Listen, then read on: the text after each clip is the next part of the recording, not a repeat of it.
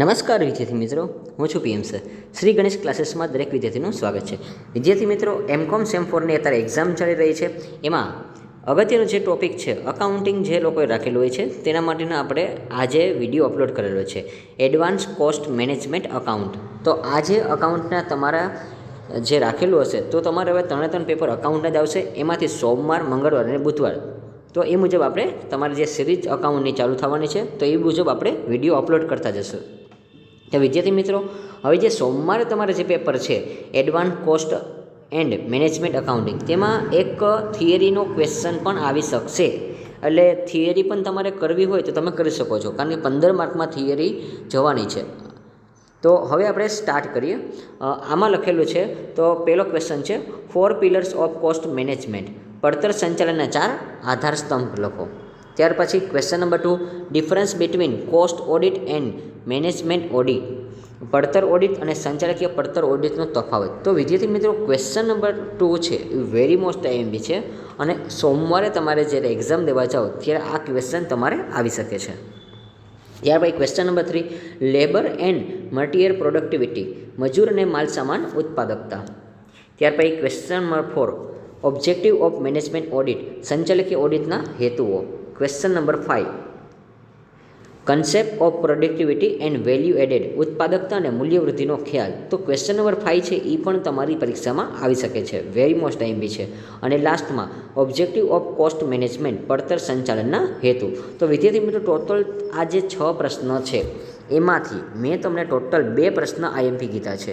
એક તો question number 2 અને ક્વેશ્ચન નંબર 5. પરંતુ તમારે એક્સ્ટ્રા પણ ક્વેશ્ચન કરીને જવાના છે. ટોટલ મેં તમને 6 આપેલા છે. એ 6માંથી તમને જે એવું લાગતું હોય પૂછાઈ શકે છે એ પણ તમારે જાતે તૈયાર કરીને જવું, એટલે જેથી કરીને તમને એક્ઝામમાં આવડી જાય. ત્યાર પછી વિદ્યાર્થી મિત્રો, આપણે આમાં અમુક પ્રકારના સમ મૂકેલા છે જે આઈએમપી હોય છે એ. તો આ જે સમ છે એ તમારે 20 માર્કમાં પૂછાઈ શકે છે. A production department of Shah manufacturing co limited has furniture following data for the month of May 2022. તો અહીંયા તમને એક બજેટ આપેલું છે અને એક એકચ્યુઅલ અમાઉન્ટ આપેલું છે. ત્યાર પછી આ રકમ આપેલી છે. તો આ રકમ બેઝ ઉપર તમારે આ સમની પ્રેક્ટિસ કરવાની છે વિદ્યાર્થી મિત્રો.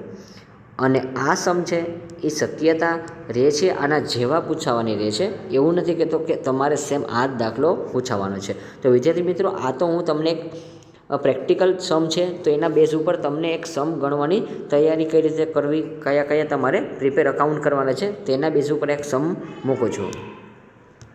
અને હા, સેમ ગુજરાતી માધ્યમના ઉપયોગી થાય એવી રીતે પણ આ સમ આપણે મૂકેલો છે. શાહ મેન્યુફેક્ચરિંગ કંપની લિમિટેડ ઉત્પાદક વિભાગે મે 2022માં મહિનાની નીચે પ્રમાણે તૈયારી કરેલી છે. એક અંદાજિત રકમ આપેલી છે અને ખરેખર રકમ આપેલી છે. તો આ જે દાખલો છે ખૂબ જ ઇઝી હોય છે. આમાં તમે જસ્ટ ઓનલી ફોર એન્ટ્રી મૂકીને આવો છો તો પણ તમને એના માર્ક મળી આવે છે.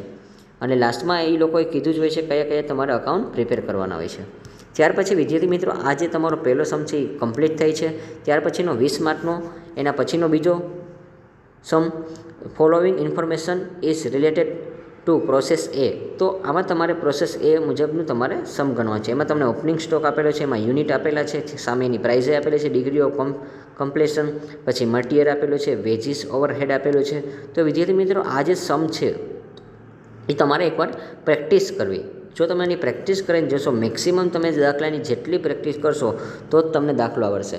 અને લાસ્ટમાં કીધું છે you are required to compute necessary amount on the basis of LIFO. તો વિદ્યાર્થી મિત્રો, લીફો અને ફીફો 2 મેથડ આવે છે, પરંતુ લીફો મેથડ છે વેરી મોસ્ટ ટાઈમ છે. અને તમારે જ્યારે એક્ઝામ આવશે ત્યારે લીફો વધારે શક્યતા રહેશે પૂછાવાની, અને ફીફો પણ આવી શકે છે, પણ લીફો છે એ વધારે પૂછાય છે એટલા માટે. હવે અહીંયા તમારે ગુજરાતી માધ્યમમાં હોય છે તો એને પણ આ જ સમ આપણે બેઠો આપેલો છે. અને વિદ્યાર્થી મિત્રો, અહીંયા જે કંઈ વસ્તુ છે એ હું ખાલી તમને બતાવું છું. તમારાનો સ્ક્રીનશોટ લઈને દાખલાની મેક્સિમમ પ્રેક્ટિસ કરવાની છે. અને જો તમે પ્રેક્ટિસ કરીને જશો તો તમને આવડી જશે. અને લીફો પદ્ધતિનો ઉપયોગ કરીને જરૂરી ખાતા તૈયાર કરો છો. તમારે જે ખાતા બનાવવાના હોય એને લગતા જ ખાતા બનાવવાના છે.